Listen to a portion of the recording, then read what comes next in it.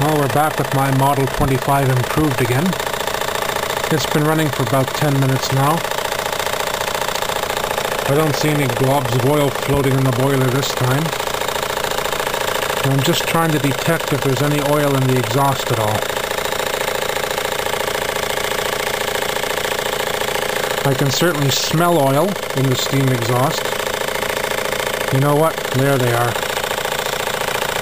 You won't be able to see it on the camera, but there's definitely some oil staining appearing on my rag here.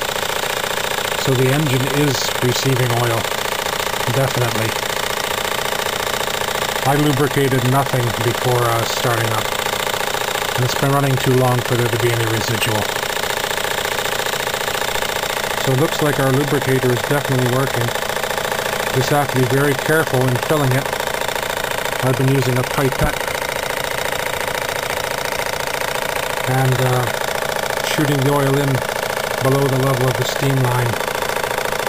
That kept it out of the pipe. There is definitely oil staining appearing there. Much more than there was several minutes ago. So it takes a little while for this thing to get going. But it's certainly working. The lubricator itself is very simple to make. It's just a length of brass rod. Inside the ends, each end, are two nuts that have been rounded down to form bushings. Those were soldered in. I had a brass bolt that I cut to put threaded rods into these knurled ends to form caps. And that's essentially it. This thing has got, 2, 4, 6, 7 pieces. 7 pieces of hardware to make up this oiler.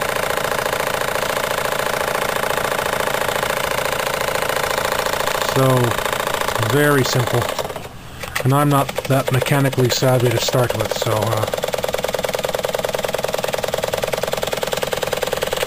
Yep, there's oil staining all over this rag now.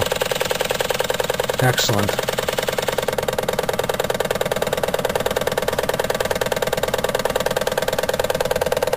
So we're running through our condenser now, the oil separator now being mandatory. I've got the heater dialed down, I just wanted to make this boiler last as long as possible. Here, while the engine's warming up again, I'll give you a quick overview. See, that's a number 10 brass nut that's been turned down, swaged into the line, into the tube rather, and then soldered in. That's my cap. A couple of Teflon washers on it.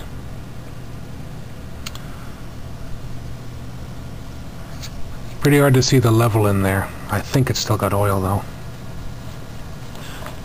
One easy way to test is to loosen up the bottom screw and see what comes out.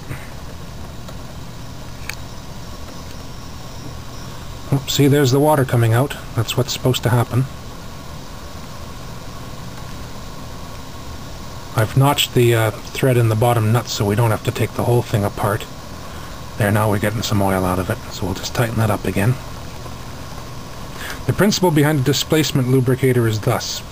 You fill the body up with oil to the level of the steam line. Steam comes into the chamber here, condenses, sinks to the bottom, and since oil is lighter, pushes the oil up, and the oil dribbles into the steam line and lubricates the engine.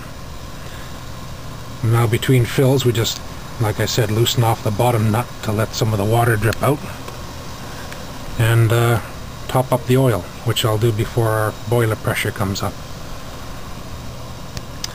It would be better if it was located nearer the engine, especially on this side of the regulator. The next version I'm going to try to mount one here. Then we will no longer have any danger of flushing oil back into the boiler. So, there you have it. Okay, I've just finished running a whole boiler of water. I just want to open this thing up and just see how much fluid is in it. Give you an idea of what it holds. That's empty and dry.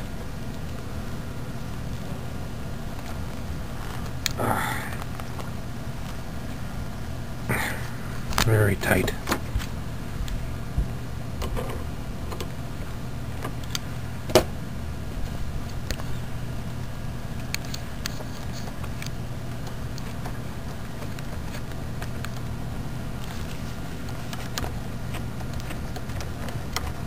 Just drop the... oh, there we go.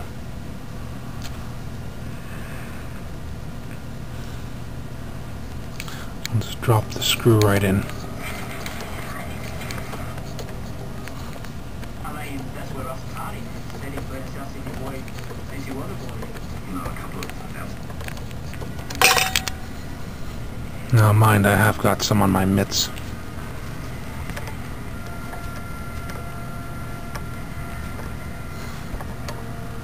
So you might not get that good an idea because I got quite a bit of oil on my glove.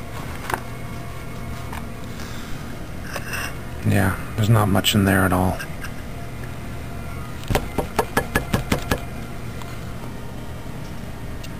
But anyway, that just gives you an idea. I also splashed a bunch behind there. And that's it.